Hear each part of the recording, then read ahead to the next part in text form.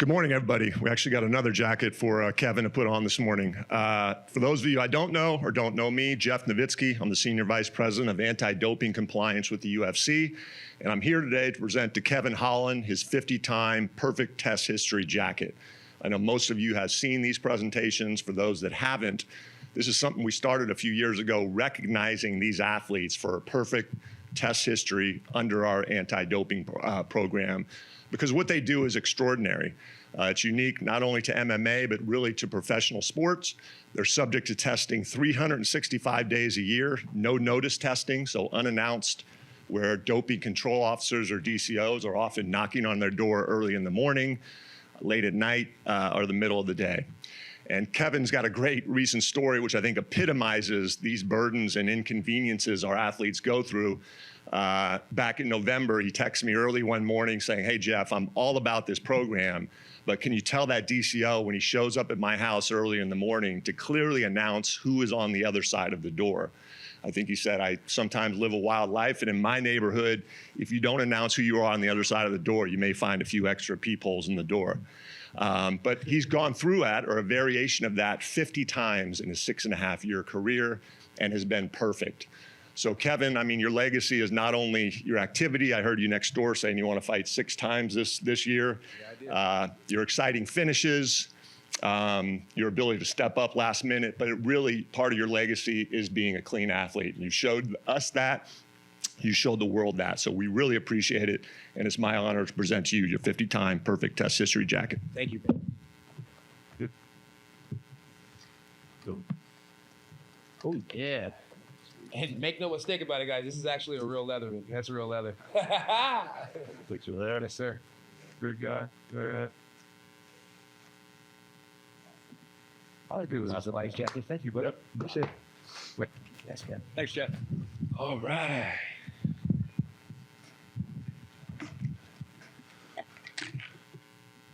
No, man, I might sell it to somebody. No, I'm playing.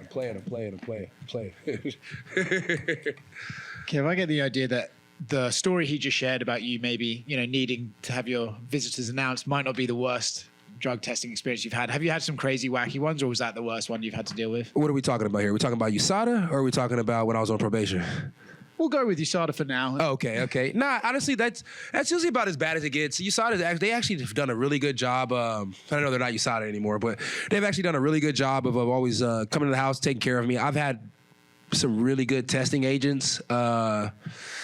I just really can't complain, to be honest with you. And honestly, I told them don't show up to my house on Sundays, and they stopped showing up at my house on Sundays. So they've been nothing but fantastic to me. He was just mentioning about maybe putting some extra peepholes in the door. I think I saw on your social media like a week ago. Did your pistol get stolen recently? Yeah. Actually, somebody actually stole. They actually broke the window in the truck when we were out eating in Houston, and I love that city. And they stole my bag out the car. I keep a survival bag in the car just in case. You never know what's going to happen. And it had a nice Kimber in there. Sometimes I transfer. You know what I mean? The guns from this spot to that spot. And so I was, I had my Kimber in there, and they got the Kimber. So that sucks. I really liked that Kimber, too. I was just shooting bunnies and stuff with it the day before. Fair enough. Reinier de Ridder, how much do we know about him? I mean, at this point, I feel like you fight so frequently that it almost really is irrelevant who you're fighting. You're going to come in there and do your thing and put on the show that you do. But what do we know about this opponent? What are you expecting out of him on Saturday? I know he had a pretty decent career at one. I know he lost all that before he came over here. So just keep him losing. Yeah. You said we just heard 6 times this year. Is that the plan? Yeah, ideal would be 6 times. In 2020, we all know I didn't have that many months to work, and I still got a lot done that year. So this year, I'm starting off really, really early with it being January, and I got plenty of time to work. So I think 6 would be easy, and being realistically, I could probably do 7 and make sure that nobody ever catches up again. I saw you do an interview, I think it was with Demetrius Johnson, where you spoke about the Hamzat fight and all that sort of stuff. Yeah. My question to you is it kind of one of the sad things about this sport that the only way you really get a massive pay jump is to take a fight where the odds are basically all against you? I mean, yeah, it's pretty crazy, but you will never see me complaining. Thanks very much. You also said in that interview with DJ, you finish at the end of 3 to give fans kind of what their money's worth in there. So what kind of fight are you expecting from Reinier in there? I think we'll spend at least one of those rounds. If it goes to 3, we'll spend one of those rounds up against the cage. Him trying to take me down. ultimately not really being able to do it the way he wants to, beating him up a little bit on the body, beating him up a little bit on the feet, beating him up a little bit in the head. And literally I said the body, the feet, and the head, and that's what I mean. I mean, stomping his feet, kneeing his body, and blasting his head. And then ultimately I just see him starting to fade and just giving me the dub. You know, and it's like that's just kind of how I picture it. You know, it's like when he lost his belts at the last organization, he kind of just faded and gave the belts away. So it's like maybe that's what he does. He fades and gives it away. He was in here and he said, you know, if you can avoid your right hand down the middle, that he says you hide very well, that he envisions himself taking you down and choking you out. So did you have to, like, not that you don't have a high level black belt, but did you have to bring in people to kind of prep for a grappler like him? No, shit. Probably grappled less getting ready for this guy. I mean, it's like, if he subs me, that'd be fucking crazy. I don't think he does anything that great on the ground. Him and the Gerald Mershard fight was fun. Gerald's a tough person to fight. I've been there before, done that before. That being said, Mershard just made a slight mistake. Mershard not made that mistake. I think in round 3, Mershard would have won that fight. The guy was ready to quit. And then obviously, you know, you do knock a lot of your opponents out, so everyone will talk about your striking. But do you think people kind of overlook your grappling ability in there, knowing that you do have a black belt, I believe, under? No, I don't think so. I mean, think about it. They don't even call it a Darce choke anymore. They call it a dark man choke, and that's because of me. Kevin, back here. So I talked to our mutual friend, Justin Adams, and I said, your opponent may be from Holland, but you are Holland. Yeah. So I think that trumps that, right? For definitely. And then I think he had a couple fans kept asking me if I like Dutch cheese. I am Dutch cheese, baby. Let's go. I love it. Speaking about Justin, you are training with some really good people under Travis Lutter. You're a black belt. And can you tell us some of the people that have helped you for this camp? Yeah, I mean, I'm always in Houston. I'm always with Bob over there at Main Street. Chico, those guys been helping me out too. And then, of course, you know, back at home with Travis Lutter and all my BJJ guys, it's always good work. And then we brought in a wrestler this time. And, you know, I'm always happy when I get to finally find a wrestling coach that I actually can get along with. So shout out to Quentin. He's been doing a really, really good job. His reviews are amazing. His classes are really good. So he starts off the class and we don't know exactly what direction he's going in, but by the time it's over with, we're all happy that we came. So really, really happy with the way the gym's looking right now. Team Lutter's looking better than it ever has before. Shout out to Cowboy. He really did grow the MMA program, and even the morning program's looking good with Derek Perkins there helping out with the striking. So overall, it's been really freaking cool. I mean, I've never seen my gyms be so on point, so I'm happy with that. Love to hear that. Last question for me. I always love talking to you coming up. We used to talk every few months, and I'm really glad to come back in here. We're going to be getting you on that killer winning track, and I know you can't do that. How do you feel this opponent compares with some of the guys you fought? And if you had to compare him with one individual, who would you say he might be like most or on that? Chiesa. Chiesa. Okay. Chiesa. Yeah, Chiesa. You probably said it better than I did. For sure, I would say him. Bigger Chiesa. And just because Chiesa doesn't have the best striking in the world, but we all know that you have to respect his grappling. And I think the same thing with this guy. But I think, that being said, I think Chiesa's a little better. I think he's definitely more well-rounded, and he's definitely fought stiffer competition. Excellent. Well, I wish you the best of luck. Thank you, brother. I appreciate that. You got it, brother. Kev, right here, brother.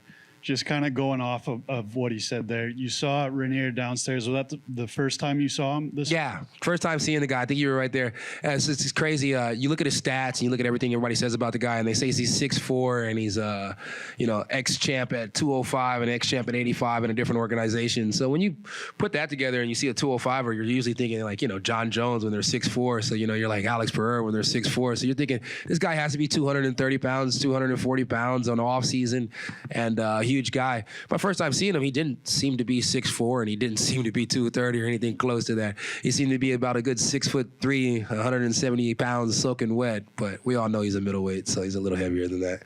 And then I know the music video was made a couple of years ago, but yeah, how is this rap career, like, where did this start? I had a cousin. He was actually he was trying to get his little rap career off the ground, and I was so for it. And my vision was this, is like, if I can help him, get half of my fans and then he grabs his own, that'd be amazing. Because if he gets his rap career off the ground, they all know rappers make a lot of money.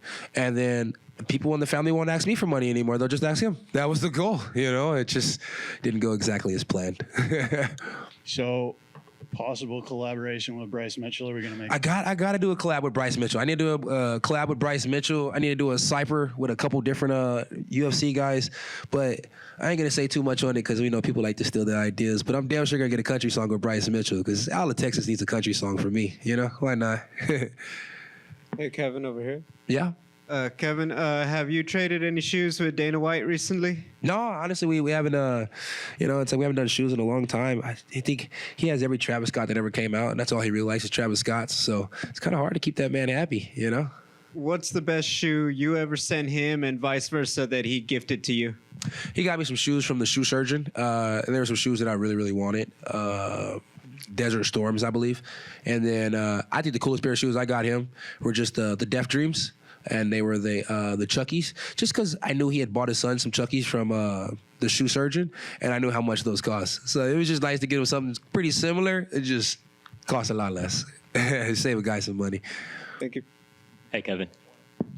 Kevin, so you all right? Hey, Yeah. in that interview with DJ, you said you were high as a kite during the Vittori fight week. I'm just wondering if you've ever smoked with Bobby Lee, because he said to me, Who? Bobby Lee. Wait. Who's Bobby Lee? Not Bobby Lee, Kevin Lee, sorry. Kevin Lee? Oh, no. I don't even know where the fuck Kevin fits in all this. You guys remember that shit? That shit used to be funny. I'm sorry, bro. That was just a little But he beep. said to me before that he could smoke any UFC fighter under the table. Kevin Lee?